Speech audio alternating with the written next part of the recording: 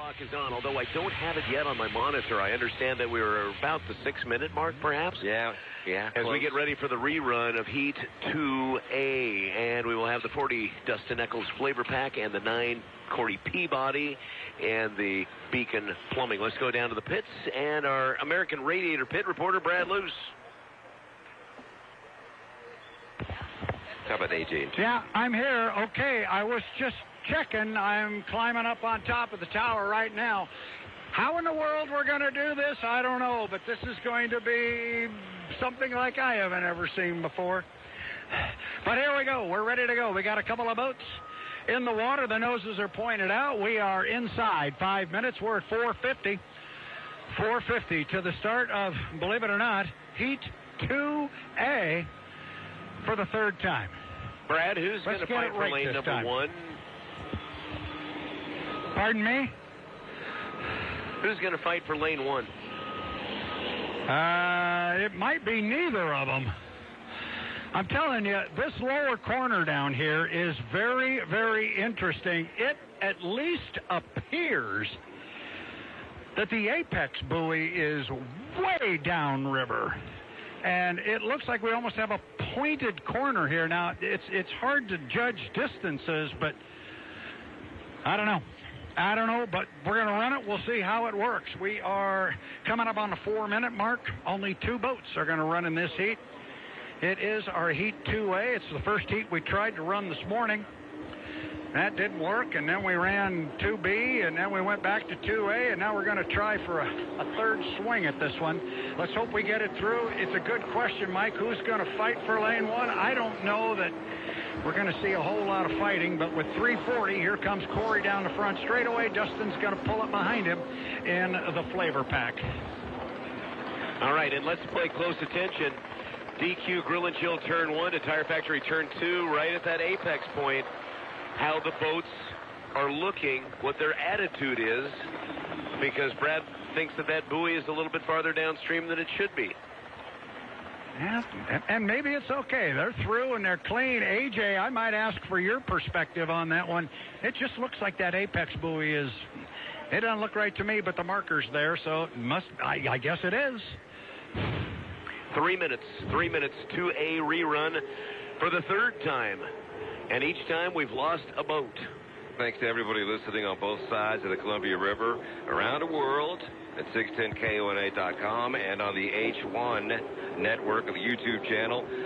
Apologies. The blackout had to happen whenever there's a crash on the race course. They have to go dark per the protocol of H1. So stop lighting them up in the comment section on YouTube. They're just following what they have to do to stay on the air.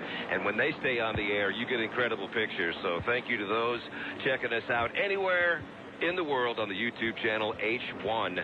Just search for it and find the glory of Hydrotown, USA Boat Race Weekend Sunday. Mike, we're about at the 2-minute mark or so. This is going to get good. Peabody lane 1 taking it wide into DQ. Grill and Chill turn number 1. Over to Tire Factory turn number 2 with Eccles on the outside at 2 minutes. 2 minutes. And they're in pretty good shape for that $1:15 score up at start finish, aren't they, Brad? Yeah, I think so. We're at 150 right now. They've got to be behind the start-finish line at that minute 15-second mark. We talked about fighting for an inside lane. I wouldn't be at all surprised to see this setup the way they've got it right now with Corey in 1, Dustin on the outside of him until we come to the start-finish line. I think they're going to stay just like that. They've got about 15 seconds to kill. They should be in good shape for the score-up, Mike. Into All Doors Incorporated turn 3, Buffalo Brothers turn 4, and they'll get onto the start-finish line pretty quickly because there's not much room from that exit pin of 4 to start-finish. Eccles with more boat speed, both clean. We're at 1 minute to the start of Heat 2A.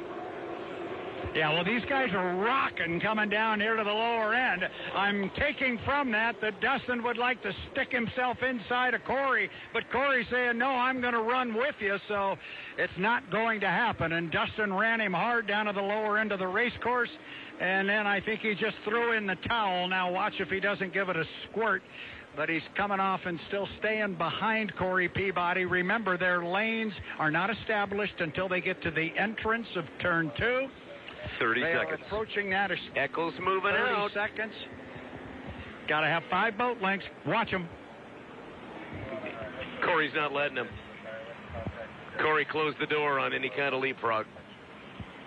Now they're going to have some time to kill. Well, not really. We're at 15 seconds as they enter all doors turn 3 and Buffalo Brothers turn 4, just in time for the wind to pick up coming from the west. This will be a good start. Off the exit pin, across the start-finish line, it is a clean start. Eccles has the boat speed on the outside, but Corey Peabody in the beacon plumbing on the inside in lane number 1. They're getting really close together down here, side by side, dead even at the entrance pin. AJ to you.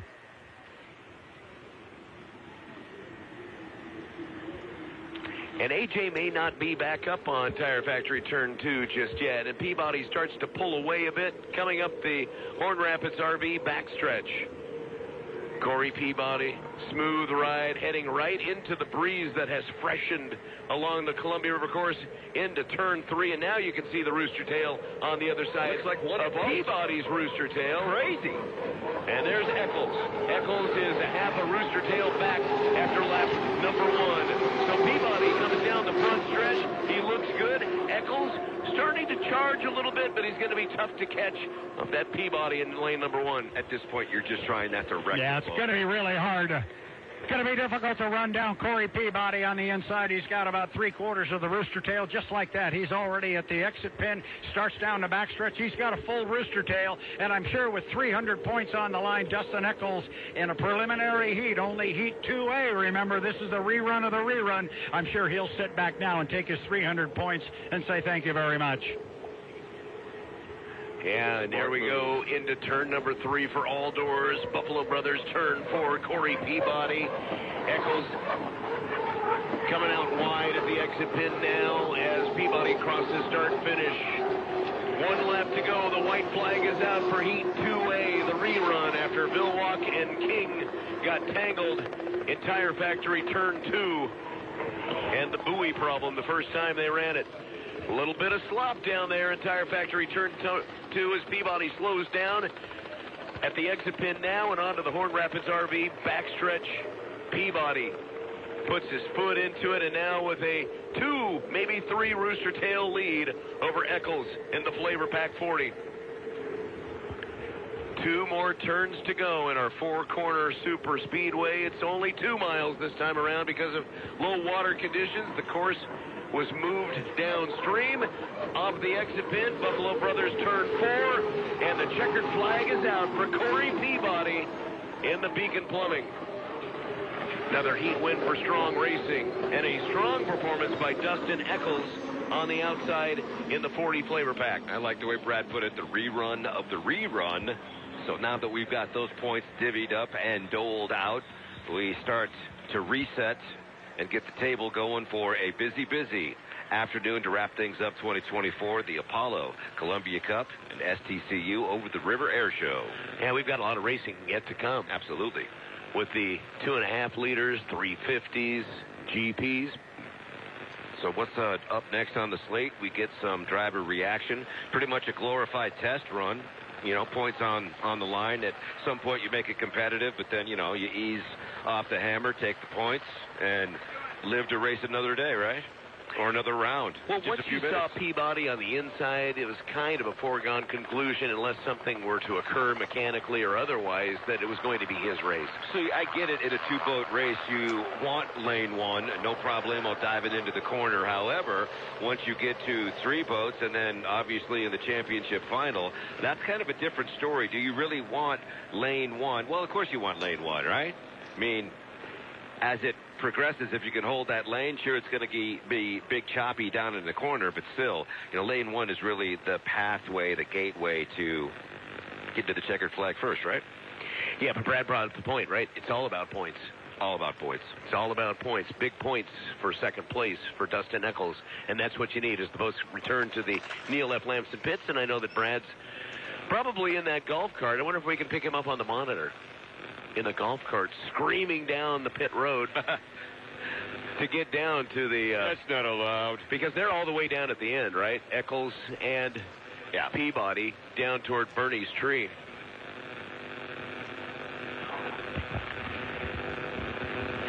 And as you were talking, Mike, that's exactly what I was doing.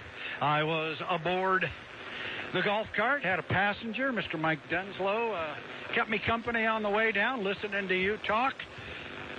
And I am right now walking beside the U1, the Beacon Electric. We will go down and find Corey Peabody here as he gets off of the 9. He is out of the boat.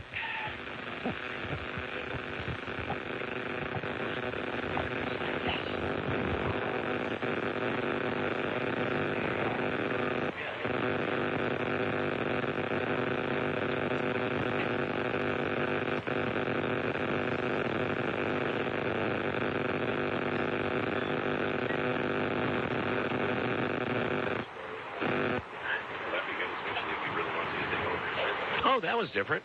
A little bit. Yeah. The phone told us what time it was. Well, that means it's time to take your vitamins, Mike. Okay. An automatic reminder. That's great. Vitamins and supplements at 121. Mark, thanks. I usually just do that in the morning with the multivitamin. What are you going to do? Yeah, it seems to work fine. We got to stay healthy so we could do the boat races, and thank goodness that the weather is cooperating. It's just a really nice day. I swear things are calming down instead of on the uptick for the moment. I see zero to little action on the Blue Bridge flag, and so we're hoping that this continues. Okay, I know. Moment to moment, got you covered. Both sides of the river, around the world. Special thanks on our broadcast, Warner RV at the Auto Lot off 395 in Southridge since 1995, part of our community. Warner RV with new Keystone Outback and Keystone Hideouts in stock. Great reviews, great selection, great people, along with pre-owned RVs too. New financing options with extended terms to lower your payments. WarnerRV.fun. WarnerRV.fun. All right. We have a found wallet. That's a big deal. Yes, we do. And from Finley, we are looking for Quintero Soto. Quintero Soto. We have recovered your wallet. It is at the start-finish line at the barge. From Finley, Quintero Soto.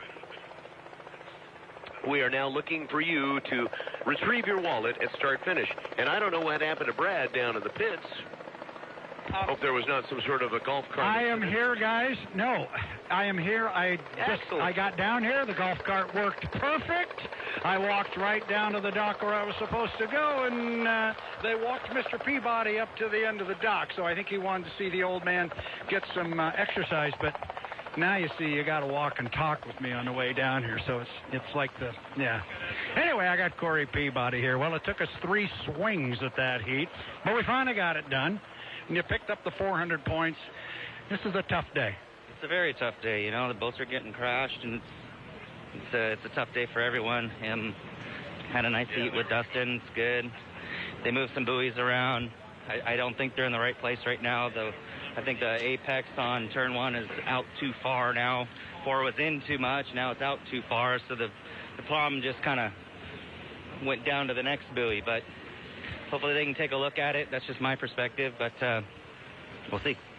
Well, I'm not surprised to hear you say that, because I'm standing up on top of the tower. That's where I'm calling from. And clearly that apex buoy looks like it's way downriver. We talked about it before the heat even got started. Yeah. It didn't look right. Yeah, it didn't look right. It wasn't right all day. Before it was in the course, and we're holding our arc, and when you get to the apex, it looks like you're way out, but you're really not. And now it's going to be same problem, just kind of opposite at the next buoy. But I mean, we gotta figure it out. So when that happens, do you go grab an official and have that conversation? I asked them after the last one, and they saw it, and they knew it was there, and we just gotta get figured out, because stuff's happening. It seems to me that's one thing with 2 boats going through the corner, but you run 5 in there, that exacerbates the problem. Yeah, well, we got to look at it. All right. I know this has been a rough go so far, but the boat seems to be running really well. Yeah, our boat runs great. The guys are doing a good job. So we'll go up the truck and see what we can do and get ready for the next heat. I appreciate it, Corey. Thanks, bud. No, thanks, Brad. All right. Corey Peabody, driver of the U9. So your eyes were not deceiving you, Brad. That buoy is not in the right spot. It is not in the right place, and he's having a conversation with the officials right now about it. It's from my naked eye up on top of the tower, it's not even close. The apex buoys looks like it's 20 yards out of line. Interesting. H1 has the capability of the drone footage, and they should be able to clearly see it from above with the drones that they have. So I'm just kind of baffled as to why we don't, have somebody out there taking care of it immediately. Well, I think that's going to happen, and I think it's going to happen immediately. There you go. Because, as you heard Corey say, it's one thing to have a couple of boats go through there, but it's a whole different ballgame if you're going to run 5 or 6 and run 5 times around. It's going to get real hairy. So, and you heard it in Corey's voice. This has been a tough weekend. I mean, he's already watched his... Yeah. It has been, and he's already watched his teammate blow his boat over. And I know just because he was in the corner with him that he probably feels responsible for that on some level, whether it's true or not. And, then we have the other issue that happens today, and it's hard. It's hard on these guys. They're all competitors. They want to win, but they don't want to see anybody breaking up equipment or breaking up boats. When I walk down on the dock, with the 2.5-liter stock hydros, we've got the one yellow one, the Monkey Business, which is all the way down by Bernie's Tree. It's down there by Bernie's Tree because that's the boat that J. Michael Kelly drives. And so they've got it down here with his Unlimited. It's pitted down here. Well, the 2.5-liter stocks are ready to go next. J. Michael Kelly's on board. He's taking it out. So everybody's stepping up, and that's what's next up, I'm assuming, on our schedule is 2.5-liter stocks, and J. Michael Kelly's going to be driving the Monkey Business. That's crazy, isn't it? I went up to him, and I went up to him when I went down to find Corey, and that actually is how I missed Corey, because Mike was climbing in the boat on the dock, and I looked at him, I said, "What are you doing?" He says, "Well, nobody knows this boat like I do, and if the boat gets in trouble, they need to have me on board because I know how to handle it and how to make sure that it's okay." And so, again, Corey's aware of all of this. He knows all of this. We talk about the friendship between Mike and Corey, and it's real, and they're teammates, but they're friends too. And okay, I'm waxing a little bit too poetic here, so I'll step away. I'm in my golf cart going slowly up pit row. I'm going to find my way up to the tower. There's a lot of people down here, but that's a good thing. We just got to give them a good show. I'm going to step away, Michael. You guys take it from here, and I'll be back with you. You bet. Thank you, Brad. Thank you very much.